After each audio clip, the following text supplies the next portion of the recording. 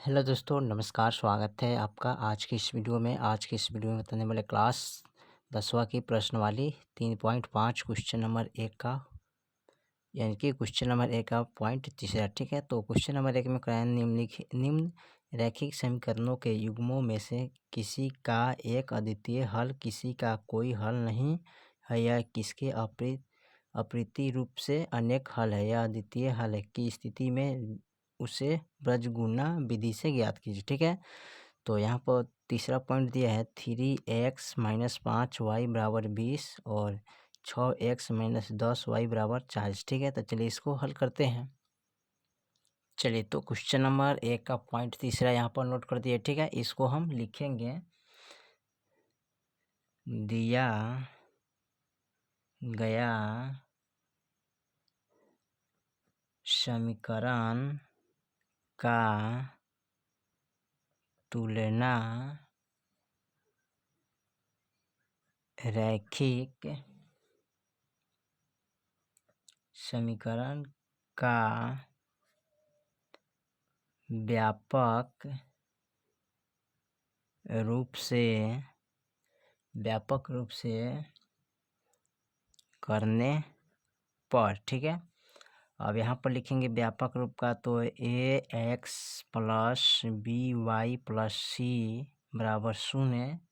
ठीक है, और फिर लिखेंगे ax plus by plus c बराबर 0। ठीक है, ये हो गया समीकरण एक, यानी कि a1 b1 c1। इसको लिखेंगे a2 b2 c2। ठीक है, अब इसको क्या करते हैं, इन पर रख लेंगे। ठीक है, तो यहाँ पर लिखेंगे,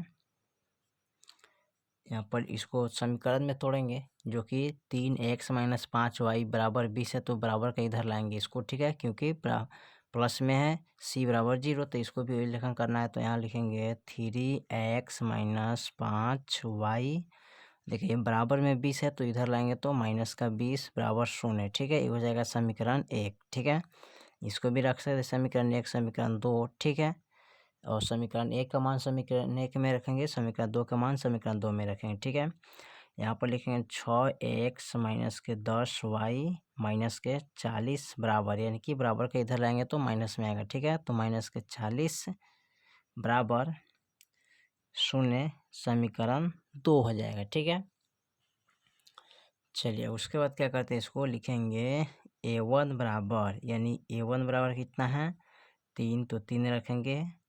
उसके बाद b1 बराबर माइनस का 5, तो माइनस का 5 रखेंगे। c1 बराबर, ठीक है, तो c1 बराबर कितना है, तो यहाँ पर देख लीजिए c1 बराबर यानी कि माइनस का 20, तो माइनस का 20 रखेंगे। ठीक है, फिर उसके बाद रखेंगे a2 बराबर, तो a2 बराबर हमारा कितना है, यानी कि 6, तो 6 रखेंगे।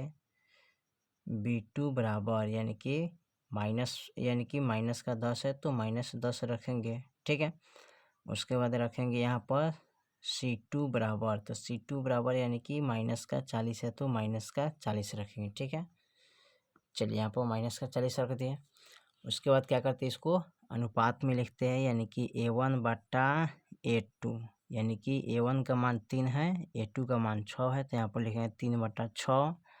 फिर लिखेंगे b1 बटा b2, यानी कि b1 का मान कितना है -5 और b2 का मान कितना है -10। ठीक है, उसके बाद लिखेंगे c1 बटा c2, यानी कि माइनस का 20 बटा माइनस का 40। ठीक है, अब इसको कटने वाला है तो कटा देंगे, तो यहाँ पर कटेगा 3 एकम 3, 3 दूनी 6। ठीक है, माइनस माइनस कैंसिल, यहाँ पर 5 एकम 5, 5 दूनी 10 हो जाएगा। ठीक है, फिर माइनस माइनस कैंसिल, 20 एकम 20, 20 दूनी 40। ठीक है, तो यहाँ भी 1/2 1/2 1/2 आ गया। ठीक है, तो क्या है, संपाती है, यानी कि अपरिमिति रूप से अनेक हल होगा। ठीक है, तो यहाँ पर लिख लीजिएगा, अतः यह संपाती है। ठीक है, और अपरिमिति रूप से अनेक हल होगा। ठीक है, तो ये क्या होगा, यह संपाती है भी है। ठीक है, और अनेक रूप से इसका और अपरिमित रूप से अनेक हल होगा इसका। ठीक है, चलिए तो फिर मिलते हैं अगले वीडियो में, तब तक के लिए जय हिंद, जय भारत।